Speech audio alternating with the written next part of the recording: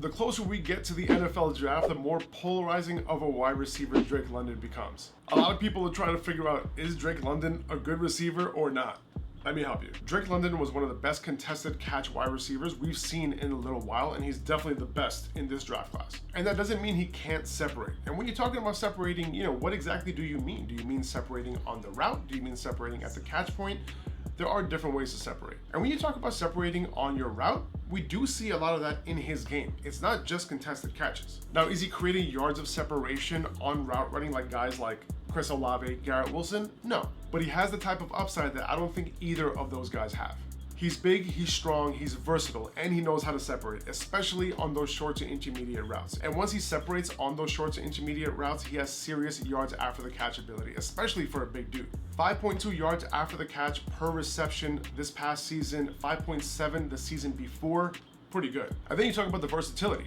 He was playing in the slot when Amon-Ra St. Brown and Michael Pittman were both at USC with him, and that's when he broke out. He broke out at 19 years old with those two guys on the team. So 19 years old, first round draft capital, you're looking at a pretty good recipe for success right there when it comes to predicting future top 24 and top 12 wide receivers. And then he moves to the outside this past season, 3.52 yards per route run, that's right at the top of the class, 3.42 yards per route run against man coverage this past season, that's at the top of the class. I think he screams alpha wide receiver at the next level, and I think we're doing too much to try to find his kryptonite. So that's my number one receiver. Number two and number three are Garrett Wilson and Chris Olave. I want to talk about both of these guys. They play together. They have similar games, but there are some nuances in terms of the differences between these two guys. I'd say Garrett Wilson is probably the most pro-ready of any of the wide receiver prospects this year. And in terms of route running, he is one of the most technical. I think him and Chris Olave are the most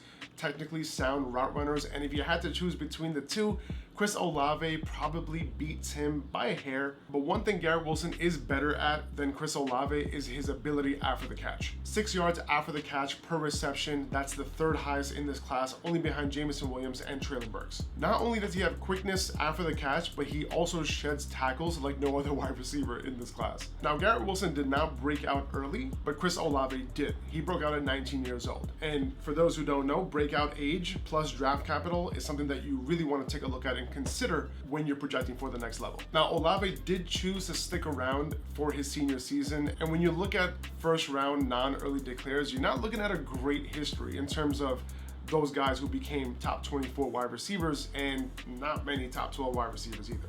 But that is just one factor. He is the guy who broke out early. Garrett Wilson did not, but Garrett Wilson is an early declare, and he does have that first round draft capital. And it's funny because Chris Olave actually had one of his least efficient seasons this year. Only 2.29 yards per route run, which is very low. But then when you look at his career yards per route run, it's actually higher than Garrett Wilson's. And despite Olave's overall yards per route run being very low, his yards per route run against man coverage this year was actually one of the best in the class. At the end of the day though, Olave's separation skills are legit. And both these guys absolutely killed on the types of routes that NFL teams ask wide receivers to run. And according to analysis done by Pro Football Focus's Dwayne McFarland, an amazing analyst over there, Garrett Wilson was charted as being open on 88% of those staple routes, while Chris Olave was open on 81% of those staple routes, which was the highest in this class along with Jameson Williams. Extremely legit, and to be honest, these two guys are the best overall separators in this class.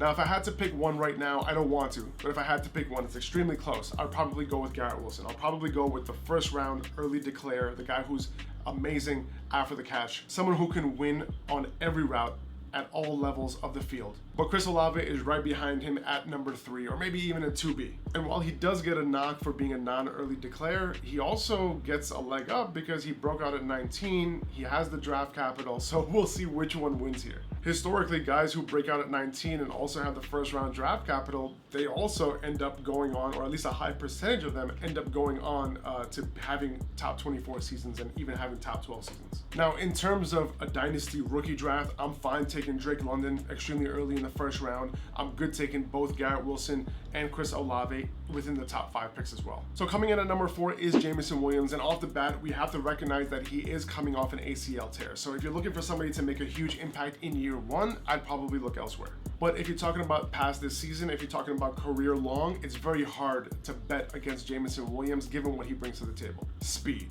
And it's not just speed, he is multifaceted. He's not John Ross, he's not Henry Ruggs. We don't talk about Bruno, no. He's multifaceted and he's not a one-trick pony. There is no doubt that he is probably the biggest playmaker in this class. If you're looking at plays of 15 yards or more, he had the most in this class on a per target basis. Almost 30% of his targets went for 15 or more yards. That's bonkers. And Williams, like I said, is not just a deep threat. He can win at all levels. He's a good route runner on all levels. And I think he runs those short to intermediate routes well enough where he can be a versatile flanker or Z in the NFL.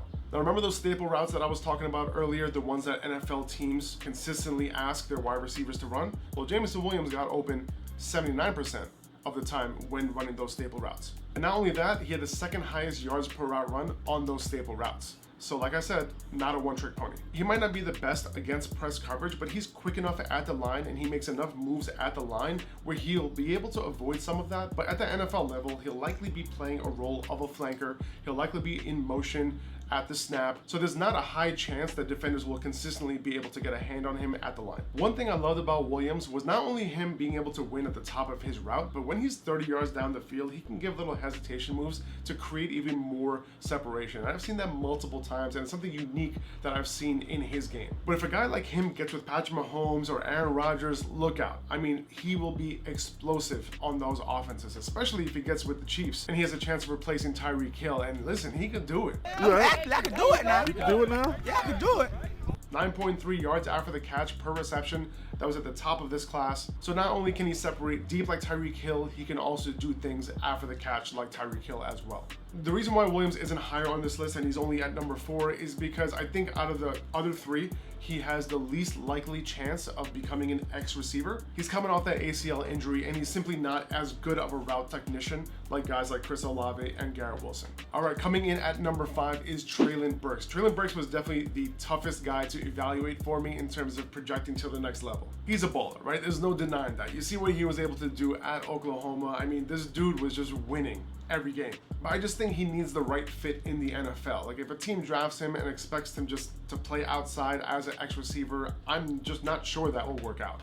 It just wasn't how he was used in college. He lined up everywhere. He lined up in the slot mostly, some on the outside, a little bit in the backfield as well. Obviously very versatile, and you're hoping that whoever drafts him doesn't pigeonhole him to this role on the outside where he's just on the outside all the time. You kind of want a coach that's going to take advantage of his entire skill set. He didn't break out early, but he was the focal point of a not so great Oklahoma offense. His combination of a 45% dominator rating and a 32% career dominator rating, that was the best in this class. The production was legit, especially considering the offense that he was on. His career 2.87 yards per route run was the best among all the wide receivers that we're talking about today, and his yards after the catch, absolutely stupid. 9.3 yards after the catch per reception. That's right there with Jameson Williams. So you can understand what the upside looks like here. Because he played a ton in the slot in his career, because he played a ton out of the backfield, we don't have much of a sample size in terms of him being able to win against press coverage on the outside. And when he did go up against man coverage, he didn't really stand out like Chris Olave, Drake London. He's not the best route runner in this class, but he does show the ability to separate in different ways. He's just not as polished of a route runner as these other guys in the video.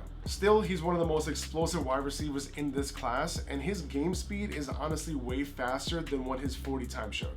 I think the variance on Burks is way higher than any of these other wide receivers. I mean, he could be a high-end wide receiver 1 or he could bust. What do you mean by that?